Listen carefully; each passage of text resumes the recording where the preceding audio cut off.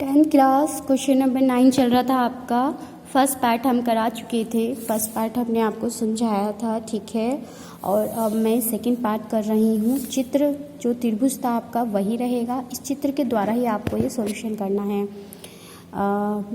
Question number 9 का first part ज़रूर देख लीजिएगा, उसी के द्वारा ही है ये, ठीक है। त्रिभुज उसी में से बना था ये, तो मैं बता देती हूँ दोबारा कि हमारा जो क्वेश्चन था त्रिभुज ABC में जिसका कोण 20 समकोण है, यदि tan A बराबर 1/√3 है तो इसके हिसाब से हमने ये भुजा लगाई थी और कर्ण नहीं था तो पाइथागोरस प्रमेय द्वारा हमने कर्ण भी निकाल लिया था। तो हमारा चित्र इस प्रकार बना था त्रिभुज। मतलब हमें यहाँ पे सिर्फ अब वैल्यूज रखनी है बच्चों, क्योंकि एंगल्स चेंज हो रहे थे यहाँ पे A और C, ठीक है, थीटा बोलते हैं जिन्हें। तो A कोस A, सबसे पहले तो बात होती है कि कोस ये A है तो एंगल इस हिसाब से रहेगा, क्योंकि एंगल ये वाला थीटा है तो इसके सामने वाली भुजा लंब है, तो इस प्रकार हमारा त्रिभुज ऐसे है, ठीक है। अब कोस क्या होता है? कोस हमने लाल बट्टे का आपको बता रखा, कोस होता है आधार बट्टे कर्ण। तो आधार बट्टे कर्ण होता है तो देखिए आधार कितना है √3, कर्ण कितना है, कर्ण कितना है 2, तो यहाँ आ गया 2 मल्टीप्लाई कॉस C। इस बार एंगल चेंज है, इस बार एंगल आपका C है और एंगल के सामने वाली भुजा जो होती है वो लंब होती है, कर्ण वही रहता है और आधार जो बचा आधार हो गया।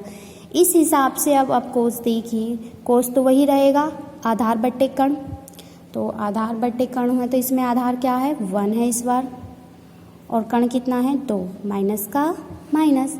अब आ जाइए साइन और वो भी A, एंगल A ये वाला चलेगा, तो इसमें देख लीजिए साइन आपका होता है लंब बट्टे कर्ण, तो लंब कितना है 1, कर्ण कितना है 2, तो क्या आ जाएगा 1/2 मल्टीप्लाई साइन C। फिर एंगल हमें चेंज करना है, ज़रूरी नहीं है कि मैंने पेस्ट करके आपको सही तरीके से दिखाने के लिए किया है बच्चों, हमें इतनी प्रैक्टिस होनी चाहिए कि हमारा एंगल ऐसे रखा हुआ है और हमने एंगल C की बात करी है, तो C एंगल के सामने वाली भुजा लंब है तो हमें ये लंब मान के चलना है, ये आधार और कर्ण वही रहता है, ठीक है।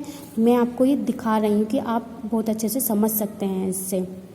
अब देखिए साइन C, तो साइन का मतलब होता है लंब बट्टे कर्ण, तो इस हिसाब से लंब है आपका √3 और कर्ण है आपका 2, तो देख लीजिए √3/2 आ गया, ठीक है। या तो आप इसको सॉल्यूशन कर लीजिए, अच्छा ये पेस्ट हमें ज़रूर करना है यहाँ पे, ध्यान रखिएगा, ठीक है।